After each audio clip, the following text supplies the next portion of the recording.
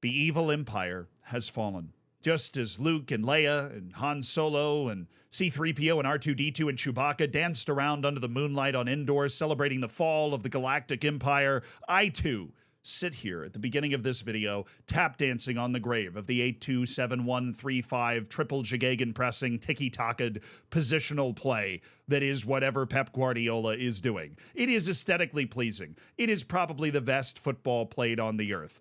And I am amazed at what Manchester City's been able to accomplish. But it is nice to know that it can be vanquished. And that it can be vanquished by nothing more than vibes, friendship, and one incredibly stern eyebrow. Yes, that's right, Carlo Ancelotti. That's who we're talking about today because he does not get enough credit as a manager for the type of vibes and friendship he's able to cultivate. I want to be very clear. Manchester City might be the evil empire in this situation, but I've got no issue with Pep, and I think that they play some fantastic stuff.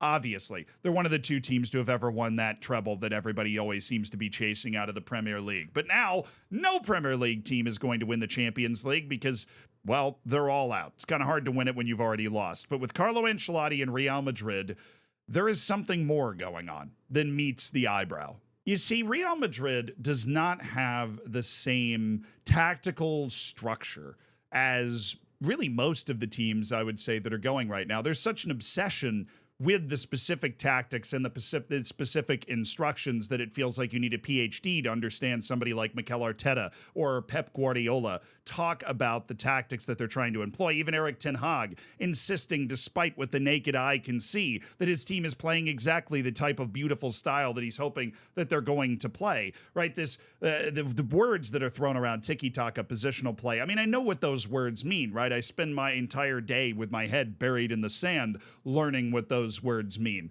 And that's why it is such a breath of fresh air to watch a team that doesn't really care what those words mean. It's old school, and that is why it is so particularly interesting. And I think Carlo Ancelotti might just be the best old school manager left on the planet, because what he doesn't do in tactical brilliance and orienting his team to have an answer strategically for every single situation, he does do when it comes to managing his players. There is one story before we get into the stories around what happened in the Champions League game today that always stuck out to me when thinking about Carlo Ancelotti. It's one of those stories that I heard and I have internalized and I've literally used, whether I'm playing rec league soccer with my friends or whether I'm managing my FM team and they're not doing what I want them to do. It was a young center back on Real Madrid. If I'm remembering correctly, the center back was Eder Militao, and Militao was struggling to play out from the back. He had the yips. He was nervous. He was playing for Real Madrid. You know, the spotlight was on. I believe it was a particularly big match. But Militao settled down and ended up having a pretty solid game. And when he was asked after the match what contributed to him being able to settle down and have such a solid game, he replied that Carlo Ancelotti had actually just gone to him and said something very simple. He said, "Calm down. You're good enough to do this. Just play with confidence and you will do it." And that was it. That was the only thing that he had to say. He actually said more than that. He said, "Play with confidence and be brave." This is similar to what Cristiano Ronaldo, if you've ever seen this clip, Cristiano Ronaldo convincing João Moutinho to take a penalty during their run to the European Championship win that Portugal had. And he goes up to him and says, "Be brave, show personality. You take great penalties. Go out there and do it. Who else better than you to go out there and do it? But to play with confidence and just be brave. Be brave. Don't be afraid of the mistakes that could potentially happen. Just go out there and play with confidence." Now that had the same effect on Eder Militao. Is Pep Guardiola going to somebody like Eder Militao and explaining all of the different tactical variations and where he could go with the ball in certain situations? They both accomplish the same thing, but Carlo Ancelotti's it's so simple. It's so effective. His ability to just tweak the mindset of his players slightly and just get them to focus on the right things so that they can properly execute and utilize their ability. And I believe that the entire persona he's cultivated, not only did it show up a lot around this Champions League match, not only does it seemingly always show up around these Champions League matches, I just love it, and I wanted to share it with you. That starts with his demeanor on the touchline, which we're all familiar with, where he shows basically no emotion, and just a minor look from him can be enough to turn the tide of wars. The fate of nations hinges on this man's eyebrow. But here's an excellent response that he gave when asked after the match about just the simplistic way that he approaches things in his mind. He was asked what he was thinking during the penalty shootout, and obviously he doesn't reply in English, but he said, "I hope we score and they don't." To a lot of people, Pep Guardiola included, football or soccer is an incredibly complex game. But when you talk about it with Carlo Ancelotti, it is anything but a complex game. And that brings us to Jude Bellingham. Jude Bellingham is, one of the best midfielders in the world, rising star. He is playing in one of the seminal matches of his career up to this point, a second leg of a Champions League semifinal, tied on aggregate on the road against Manchester City. And Rio Ferdinand on TNT Sports actually asks him what effect Carlo Ancelotti had on the team. And, if you asked anybody on Manchester City, obviously they'd say great things about Pep, and he clearly is capable of inspiring players. I don't want to make Pep just sound like some sort of AI that's just spitting out tactical facts. But what he said about Carlo Ancelotti was so simple, and it was almost like a conniving bit of manipulation by Carlo. But he starts this excellent 30-second diatribe by talking about how Carlo Ancelotti literally is not invested in the tactics as much as other managers. I think our biggest strength is that he finds a way to let a lot of the boys play with freedom. I think, some teams are a bit more structured in terms of the passing styles and the patterns of play, and it's really interesting to watch, and it's definitely difficult to play against. But I think one of our kind of biggest strengths is that we're so kind of off the cuff, if that makes sense. And as a man as well, he just fills you with calmness and confidence. Before the game there, I caught him yawning.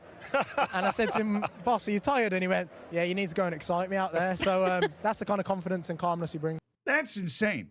I mean, that is patently, it's unbelievable. We're talking about somebody that is, I would guess, intentionally yawning, or maybe he accidentally yawned because he's just such a calm person, and then he's able to turn that yawn into some sort of like Master Oogway inspirational trick, right? I mean, this is Karate Kid all over again, right? We're waxing on, waxing off. Hey, boss, you tired? Like, he thinks he's got one up on Carlo Ancelotti, and he's like, I'm bored, go excite me out there. And this is a concept that I think works perfectly for Real Madrid, because the idea under Zinedine Zidane, the idea under Carlo Ancelotti, as astute as those guys are tactically and in identifying players, was let's get the best players together on our team that we can get. And obviously Real Madrid's got even more good young players coming in, right? They've got Kylian, they've got Endrick, right? It's getting unfair, probably Alphonso Davies as well in the offseason, to get all those guys together and then find a way to, as Jude Bellingham said, get them to play with freedom. Get them to express themselves, to go out on the field and not overcomplicate things, but instead do the opposite of overcomplicating things for them, to just let them do what they do best. Let them find the opportunities that they're going to have. And you know what? It works, because there's only one team that's been to 12 of the last 14 semifinals in the Champions League, and it's this team. It's Real Madrid. And I have always hated Real Madrid because I just seem to hate teams that are successful. And I always felt like Real Madrid bought their success. And I will probably always hate Real Madrid because they annoy me because they're just always winning, right? But Manchester City is also reaching that precipice where they always win, so I hate them too. So this is a very complex game for me to be watching in the first place. But you have to stand up and hand it to Real Madrid and the way they build their team and the types of managers they find. I don't think Pep Guardiola or Jurgen Klopp or Mikel Arteta could ever really be the manager of Real Madrid. The way it's constructed now, the way Florentino Perez has decided to build his teams off vibes and friendship and freedom, right? Like, I sound like I'm about to break into a Braveheart speech talking about the way this team is constructed, but the results speak for themselves. Everybody's consensus best team in Europe, Manchester City, won the treble, right? Well, they're out. Real Madrid knocked them out, and now Real Madrid will be playing Bayern Munich in a semifinal for the ages, but Bayern Munich used to be that kind of automatic machine. Well, Real Madrid, they're a machine of freedom and fun and vibes. They're an unstoppable train rolling downhill that's just going to get even tougher to stop next year. And as much as Carlo Ancelotti, for me, felt like a bit of a stopgap manager until their next Zinedine Zidane, he's proving in what may be his last grand act as a manager, that the old style of management, that sort of man management, wink and a nudge and getting the best out of your players, it can still work. As good as Pep Guardiola is, the players trump the tactics. The players will always trump the tactics. And if you can get the best out of those players and get them to play with that freedom and confidence, you can maybe make 12 of 14 Champions League semifinals, which the more you say it out loud, the crazier that is. I mean, seriously. But the most surprising thing, outside of me making an entire video praising Real Madrid, is that Rio Ferdinand actually asked a good question that got a fantastic answer.